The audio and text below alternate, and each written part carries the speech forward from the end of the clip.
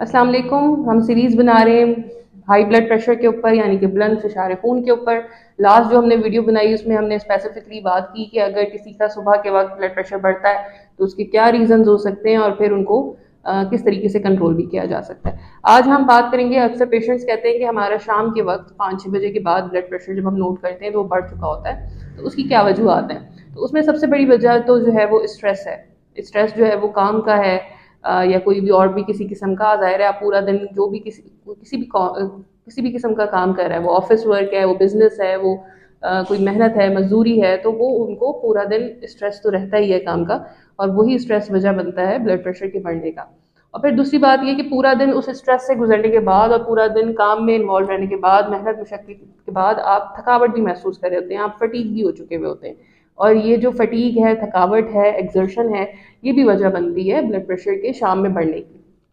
फिर दूसरी बात ये कि आपने जो दोपहर का खाना लिया है, हमारा जो मॉडर्न लाइफ स्टाइल है जिसमें अब हम आजकल जो सॉल्ट का इंटेक है वो बहुत ज़्यादा बढ़ा चुके हैं बनस्बत पहले के।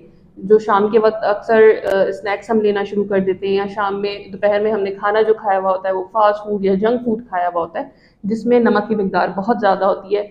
तो उस वजह से भी जो आपकी डाइट भी है वो भी वजह बनती है ब्लड प्रेशर के बढ़ने का। दूसरी चीज़ ये कि अक्सर लोग जो हैं, स्पेशली जो ऑफिस जॉब करते हैं, जो बैंकर्स हैं या जो किसी भी ऑफिस में क्लैरिकल काम करते हैं, जिनका ज़्यादा काम लिखने पढ़ने का है, वो अक्सर कंप्लेन करते हैं कि हमें जो है वो टेंशन हेडेक होता है। और टेंशन हेडेक की जो एक पहचान है, जो एक उसका साइन है, वो ये कि ये दर्द इस तरह बैंड की फॉर्म में होता है सर के पूरे गिर्द। तो ये जो टेंशन हेडेक है, नाम से ही जाहिर है कि टेंशन और फिर हेडेक, ऐसी टेंशन की वजह से ऐसा सर दर्द जो कि टेंशन की वजह से हो रहा है, और ये वाइस वर्सा है।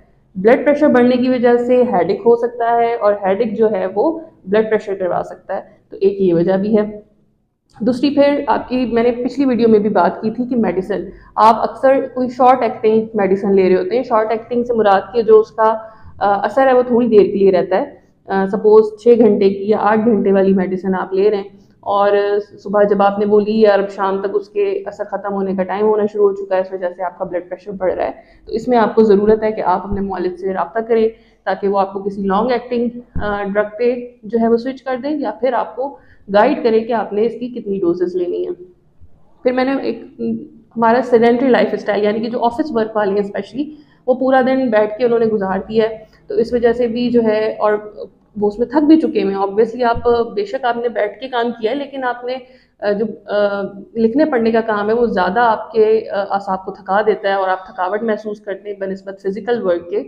तो वो फिर जब घर जाते हैं तो फिर वो सिर्फ रेस्ट ही करते हैं, और कोई एक्सरसाइज नहीं होती, कोई फिजिकल एक्टिविटी नहीं होती, कोई और उनकी कोई ख़ास एक्टिविटी नहीं होने की वजह से उनका ब्लड प्रेशर बढ़ता है। तो जो हमारा आजकल का मॉडर्न लाइफ स्टाइल है जिसमें स्ट्रेस ज़्यादा है और फिजिकल एक्टिविटी कम है, वो बहुत बड़ी वजह है ब्लड प्रेशर के बढ़ने का।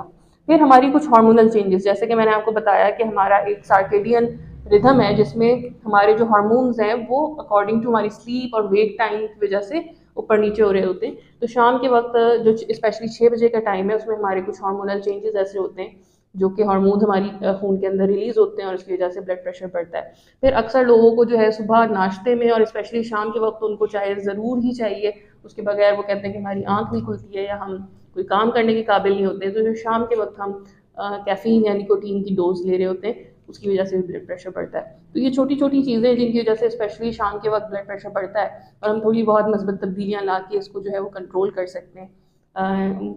बिल्कुल उम्मीद है कि ये वीडियो आपके लिए बहुत ज़्यादा हेल्पफुल रही होगी, और आप अपनी ज़िंदगी में चंद छोटी छोटी तब्दीलियाँ ला के इस मसले को सॉल्व कर सकते हैं।